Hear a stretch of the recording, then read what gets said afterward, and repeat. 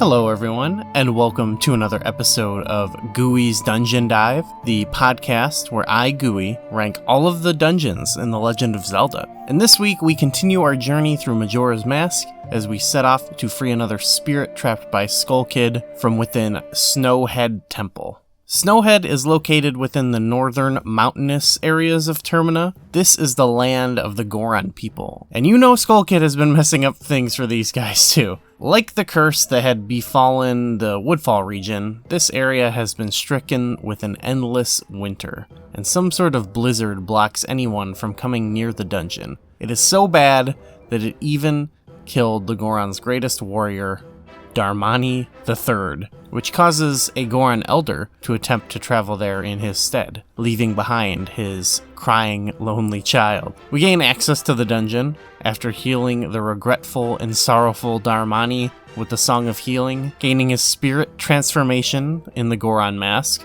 and we learn the Goron lullaby from the elder and his son. This allows us to stop the source of the blizzard, which is a mind-controlled Bigoron, by putting him to sleep with the lullaby. Going along with the vibe outside of the dungeon, we obviously have an ice-themed dungeon. You got your classic snowy and icy enemies, the White Wolf-Ulfs, the Freezard, and there's even these little snowman freaks called Eno or something like that throw snowballs at you. You know, your slippery floors, your falling icicles, and ice that you have to melt to progress. There's also kind of a unique added touch I like that in kind of the lower basement levels of this dungeon, there's like a lava bed resting from underneath. Some lava floor rooms even have some like red bubbles that pop up all inflamed and attack you. And yeah, I like that little extra bit. The music in this dungeon is pretty atmospheric and definitely gets a snowy vibe across. There's sort of a sound of wind blowing and kind of the icicle-y noise that's similar to like the ice cavern in Ocarina of Time. But there's also something else going on that is kind of creeping in the background too. It's a little bit more mechanical. That will come across in this dungeon. There's the snow and ice theme, but I think the dungeon is a little bit more than just that. You know, we will talk about how the mechanical element comes into play, but I really think the theme of this dungeon is its design and navigation, really. You know, in the early portion of the dungeon, those icy elements do really stand out. You have a pretty large amount of area that you can explore right away, and throughout you see a bunch of like ice that can be melted and you know, ways that you're kind of blocked off because of the ice, but we lack the capability to melt it. Most of the exploration centers around the central big room in this dungeon, and wouldn't you know it, we got ourselves a tower dungeon going. The central room has all these sort of intersections that connect to it, and they lead to different areas that loop back around, and it seems a little bit intimidating at first, maybe hard to remember where everything is because so much of it is open to you right away, and so much of it you'll backtrack to later and through different ways of backtracking through different, you know, connections. Through use of the Goron mask even, we're able to roll around certain walls on the side of the big central room and jump over gaps to reach different areas even higher up.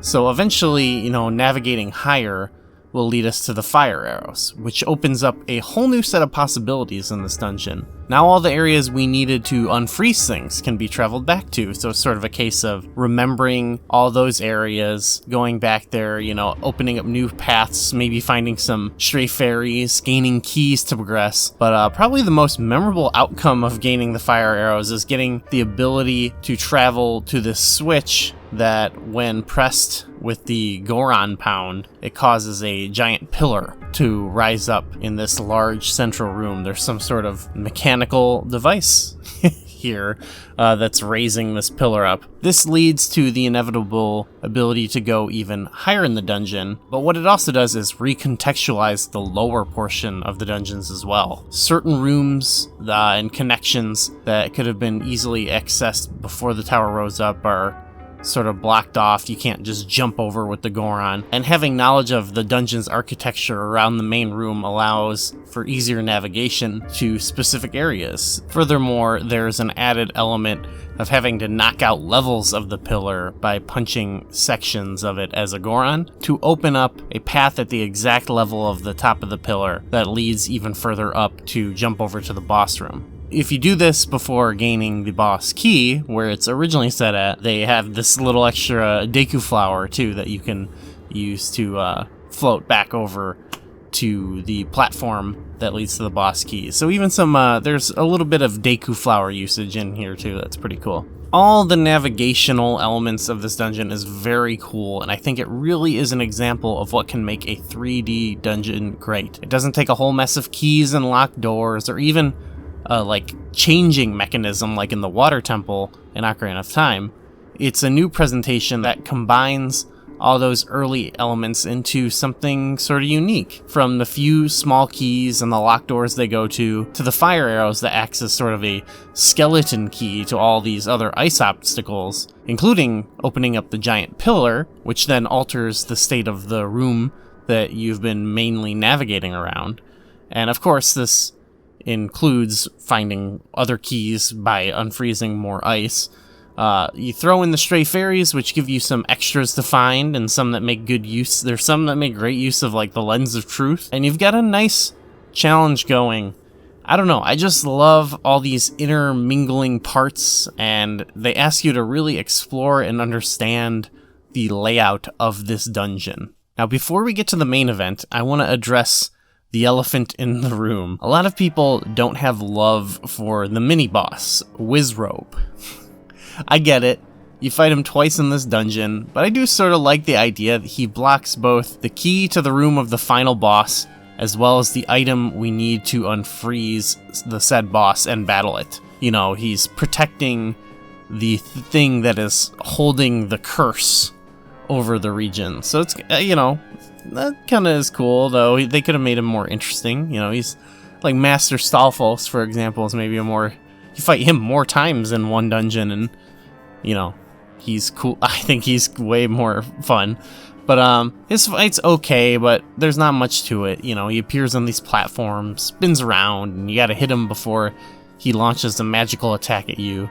And then, oh, there's copies of himself, and you have to tell which one's really him. It's obvious, though. And then the second fight just adds more platforms for him, I guess. I don't know. It's quick. It's kind of fun the first time, and hopefully we're done with him for the rest of the game? I don't know. We'll see. This brings us, though, to the final boss of the dungeon, the masked mechanical monster Goat. I think that's his name. Goat? This is one of the coolest looking bosses to me. The subtitle of his name says it all. Got a weird mask. He's a mechanical goat that stomps around. And this dungeon, it obviously centered around using the Goron mask for a lot of the gameplay. So of course, the final boss will too. Goat takes off running, and we have to use the Goron rolling ability to chase after him and slam into him to knock him down. And I really like rolling along as the Goron in this game.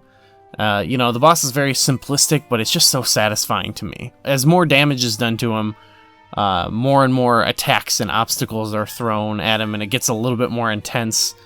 Sometimes if he gets out of your sight, he'll attack you with lightning, and you gotta dodge it. But the fight remains fundamentally serious as it progresses. Some people don't like the change that there is in Majora's Mask 3D, where you can knock him down and then you have to shoot this eye in his back to do more damage, but it doesn't really make much of a difference to me. I just still think this fight's a lot of fun. Cool final boss, kind of fitting, I think fitting for the end of this dungeon. Overall, great dungeon in that regard. Upon defeating Goat, though, we are met again with one of these strange giants that we freed from imprisonment within the mask he donned, and we learn there's some sort of protective guardian gods, but that's all we know. And of course, we break the curse upon the northern mountain region, ending the eternal winter that was befalling them, and we return spring to the land for all the Goron people to enjoy, and go out to the Goron races and stuff, and it's lovely. It's nice. It's a beautiful scene. Let's rank this dungeon. I love this dungeon, actually. This is where it really kicks into high gear. I thought Woodfall was okay, but I think this really gets that. Like I said, I love this. What could make a 3D dungeon cool is just presenting you with this interesting piece of architecture that you have to travel around and really start to understand how it all connects together, and remembering areas you have to backtrack to, and having all these cool extras with the stray fairies. And I liked using the Deku mask in the last dungeon, but I like this one centered around the Goron mask. And even though the item you get within the dungeon is just it's just a different version of the arrows, it acts as sort of this master key to a lot of portions of the dungeon. And your item kind of usage, the real dungeon item obviously is the Goron mask, and I like hopping across those gaps and stuff like that, and I just love punching things as the Goron. Yeah, I love this dungeon. It's going in my top area. It's definitely in the top 5 for sure for me. I gotta say, it's right away. It's higher than Turtle Rock for me from Link's Awakening, and it's a question here of where do we go from here? Because it's really good. I really love it. Yeah, Ganon's Tower is kind of that epic final dungeon. I can't deny that. It's one of the best final dungeons. But this is better than that. To me, this is in the realm of what I love about Eagle's Tower and Water Temple. And this is going to be one of the hardest dungeons to place because of that. Because it's these structures that you really have to understand how they work and fit together. Eagle's Tower has like the 4 things you gotta do that are kind of non-linear. This had and Water Temple, like I said, that's got more of a changing element to the structure where you're re-altering its states. You can raise the water level back to one place. This isn't like you don't move the pillar up and down necessarily. It's more of got like a linear progression of the structure, if that makes sense. You raise it, then you knock it down a little bit. But God, I don't know. Oh, this is so hard. I feel like these are all ones I really do love. I do think Goat is a better final piece to this than Morpha, though Dark Link is an iconic mini boss. Eagle's Tower with the mini boss and boss are 2 peas in a pod there too. Those are really good. I'm just really excited about these 3 dungeons as a whole. So I could be pretty satisfied to put this wherever. Do I want to dethrone the Water Temple? I think people will get mad at me if I put this dungeon that high. You know what? Forget it. I'm gonna do it. I'm gonna put it at number 1, and that's this is my list. I'm gonna do whatever. I'm gonna put it at 1. I think right now this top 3 are just wow. They're just incredible. I absolutely love these dungeons. But I feel like in a way, even though it was different, the Water Temple kind of took ideas with Eagle's Tower and expanded upon it in a different way. And I feel like this is the evolution of that. I think they're different and they have their own merits, and I could see any one of them being on top, but that's how I'm feeling right now, is that it's just wow, this is another cool step. So that's for sure where I'm going to go, number 1. Maybe I'll change it later, maybe I'll rethink things. But yeah, I love this dungeon. I know there's plenty of detractors. I know there's plenty of people who hate this dungeon. I know there's plenty of people who think it's okay. We all have our kind of different reasons, maybe you don't like you just don't like rolling around to Scoron.